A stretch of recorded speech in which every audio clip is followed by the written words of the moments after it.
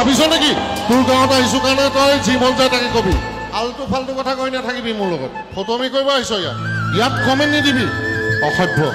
আৰু দুটামান ল'ৰা এইখিনিতে আছে যে কৃষ্ণমণিনাথসকলক ঠাট্টা মস্কৰা কৰোঁ হেৰ'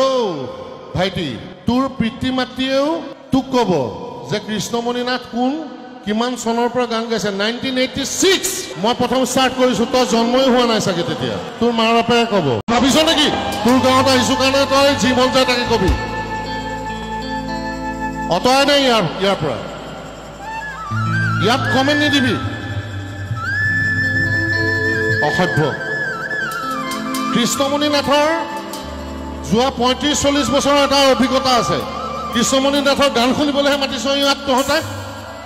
তই আকৌ কি কৈ আছ আৰু দুটামান ল'ৰা এইখিনিতে আছে আলতু ফালতু কথা কৈ নাথাকিবি মোৰ লগত যদি উল্টা পুল্টা কৈ থাক মই গান নেগাম ইয়াৰ পৰা গুচি যাম কোনে কৈছে নাযাবা গাবলৈ কোনটো ল'ৰা কোনে কৈছে নাযাবা গাবলৈ ফটোমি কৰিব আহিছ ইয়াত যে কৃষ্ণমণিনাথসকলক ঠাট্টা মস্কৰা কৰোঁ হেৰ' ভাইটি তোৰ পিতৃ মাতৃয়েও তোক ক'ব